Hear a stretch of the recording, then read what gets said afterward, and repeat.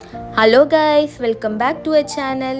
இன்னைக்கு நம்ம எப்படி பில்லோ கவர் ஸ்டிச் பண்றதுன்னு சொல்லி வாங்க பார்க்கலாம். அதுல ரெண்டு மாடல்ஸ் இருக்கு.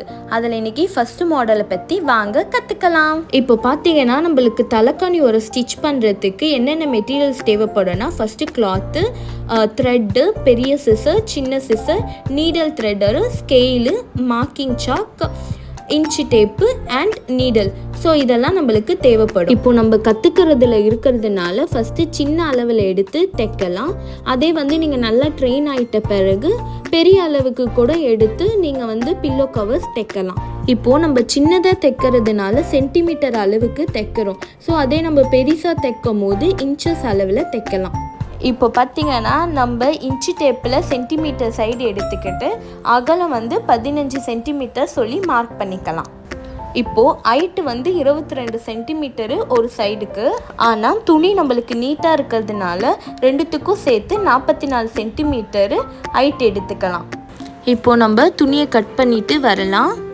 இப்போ நம்ம கட் பண்ண துணியை மெஷர் பண்ணி பார்த்தோன்னா அகலம் 15, ஹைட்டு 44 சென்டிமீட்டரும் உங்களுக்கு வரும். இப்போ நம்ம ஸ்டிச் பண்ண போகிறோம். அதுக்கு ஃபஸ்ட்டு ஊசியில் எப்படி நூல் கோக்கிறதுன்னு சொல்லி பார்க்கலாம். நம்ம எப்பயும் போலவே நூலை 2ஆக மடித்து ஊசியில் கோத்துட்டு அடியில் முடிச்சு போட்டுக்கலாம். ஸோ இதில் ஊசியில் நூல் போட தெரியாதவங்களுக்கு நீடல் த்ரெட்டர் கூட யூஸ் பண்ணிக்கலாம். ஆல்ரெடி ப்ரீவியஸ் வீடியோவில் கூட நீடல் த்ரெட்டர் எப்படி யூஸ் பண்ணுறதுன்னு சொல்லி உங்களுக்கு காட்டியிருக்கோம். அதை கூட நீங்கள் போய் பார்த்துக்கோ. அடியில் முடிச்சு போடுறதுக்கு முன்னாடி ஒரு நூல் ஏற்றலாவும் ஒரு நூல் இறக்கலாம் வச்சு நம்ம முடிச்சு போட்டுக்கலாம். இப்போது நம்ம ஒரு சைடு மட்டும் எம்மிங் பண்ண போகிறோம். நம்மளுடைய ஃபஸ்ட்டு கிளாஸில் மெத்தட் 1 எம்மிங்கை பற்றி நம்ம கற்றுக்கிட்டோம்ல. ஸோ அந்த எம்மிங்கை தான் இதில் நம்ம யூஸ் பண்ண போகிறோம். இப்போது நம்ம துணியை 2ஆக மடித்து எம்மிங் பண்ண போகிறோம். அது எப்படின்னா துணியில் குத்தி மேல் வழியாக எடுக்க போகிறோம். இப்படி 2 வாட்டி நம்ம எம்மிங் பண்ணணும். நம்ம எப்பவும் போல் எம்மிங் பண்ணிட்டு வரலாம். எப்படின்னா துணியில் குத்தி சின்ன சின்ன க்ராஸாக எப்பவும் போல் பண்ணுறது மாதிரியே இதுலேயும் நம்ம பண்ணிட்டு வரலாம். எப்படி நம்ம இந்த பக்கம் எம்மிங் பண்ணமோ அதே போல் இதுக்கு ஆப்போசிட் சைடுமே நம்ம எம்மிங் பண்ணணும். மேலே கீழே தான் எம்மிங் பண்ணணும், 2 சைடும் எம்மிங் பண்ணக்கூடாது. இப்போது நம்ம 2 சைடும் எம்மிங் பண்ணிட்ட பிறகு நம்ம முடிச்சு போடுறதுக்கு முன்னாடி அதை நல்லா நீவி விட்டுக்கணும். நம்ம எப்பயும் போல் முடிச்சு போட்டுக்கலாம். முடிச்சு போட்டுட்ட பிறகு பேலன்ஸ் இருக்கிற நூலை கட் பண்ணிடலாம். இப்போ பாருங்கள், நம்ம இந்த பக்கம் எம்மிங் பண்ணியாச்சு, அதே போல் இந்த பக்கமும் அழகாக எம்மிங் பண்ணியாச்சு. இப்போது நம்ம என்ன பண்ணணும்னா இப்படி வச்சுக்கணும்.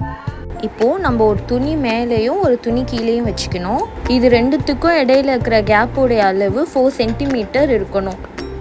இப்போது நம்ம மேலே இருக்கிற துணியை கீழே இருக்கிற துணிக்கு மேலே மடிச்சிக்கணும், இந்த தையெல்லாம் மறைஞ்ச மாதிரி. இப்போது நம்ம மடிச்சுக்கிட்டு அந்த ஓரத்துலேயும் இந்த ஓரத்துலையும் பேக் ஸ்டிச் பண்ண போகிறோம். அதாவது கெட்டி தையல் தைக்க போகிறோம்.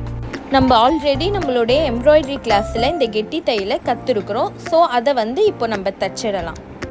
இப்போது நம்ம மடித்த பக்கத்தை கீழே பார்த்த மாதிரி திருப்பிக்கலாம்.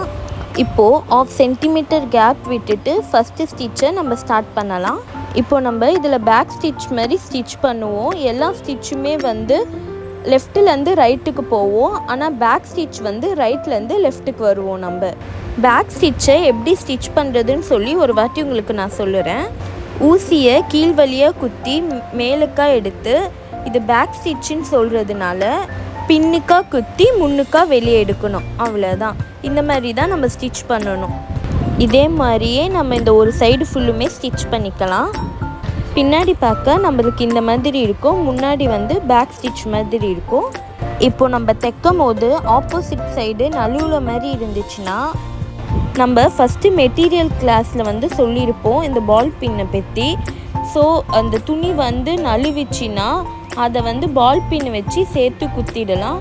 பால் பின் இல்லாத பட்சத்தில் நம்ம சேஃப்டி பின் கூட யூஸ் பண்ணிக்கலாம். நம்ம தைக்கிறத ஃபினிஷ் பண்ணிட்டேன்னா அந்த பால் பின்னை எடுத்துட்டு அதே போல் அந்த பக்கமும் தைக்க ஆரம்பிச்சிடலாம். நாம் ஃபைனலாக நம்ம ஒரு சைடு தச்சு முடிச்சாச்சு. இதில் நம்ம முடிச்சு எப்படி கடைசி தையலுக்குள்ள ஊசியை 2 வாட்டி குத்தி எடுத்தேன்னா முடிச்சு விழுந்துடும். அவ்வளோதான். இப்போது நம்ம இந்த பக்கம் தச்சு முடிச்சாச்சு. இந்த மாதிரி தான் நம்மளுக்கு இருக்கும். இதே போல் நம்ம அந்த பக்கமும் தச்சுக்கலாம். எப்படி நம்ம அந்த பக்கம் பேக் ஸ்டிச் தச்சோமோ அதே போல் இந்த பக்கமும் அழகாக பேக் ஸ்டிச்சு தச்சுக்கலாம். ஃபைனலி நம்ம எல்லா ஸ்டிச்சஸும் முடிச்சாச்சு. நம்ம பார்க்கும்போது நம்மளுக்கு இப்படி தான் இருக்கும். இப்போ நம்ம இதை உள்பக்கம் திருப்பிக்கலாம். இப்போது நம்ம துணியை திருப்பிட்டோன்னே அந்த 4 கார்னருமே சரியாக நம்மளுக்கு இருக்காது. அதனால் நம்ம சிசரை வச்சு அந்த 4 கார்னர்ஸோடைய முனையுமே இழுத்து விட்டோன்னா கொஞ்சம் ஷார்ப்பாக இருக்கும் நம்மளுக்கு. ஃபைனலி நம்ம தலைக்காணியோரை தச்சு முடிச்சாச்சு. இந்த வீடியோ உங்களுக்கு பிடிச்சிருந்தாலும் புரிஞ்சிருந்தாலும் ஒரு லைக் போட்டுருங்க. இந்த வீடியோவில் உங்களுக்கு என்ன டவுட்ஸ் இருந்துச்சுன்னா கமெண்ட் பாக்ஸில் கமெண்ட் பண்ணுங்கள். மறக்காமல் நம்ம சேனலை சப்ஸ்கிரைப் பண்ணிவிடுங்க. நோட்டிஃபிகேஷனுக்கு உங்கள் பொண்ணான கைகளினால் அந்த பெல் ஐக்கானை கிளிக் பண்ணிவிடுங்க. தேங்க்ஸ் ஃபார் வாட்சிங்.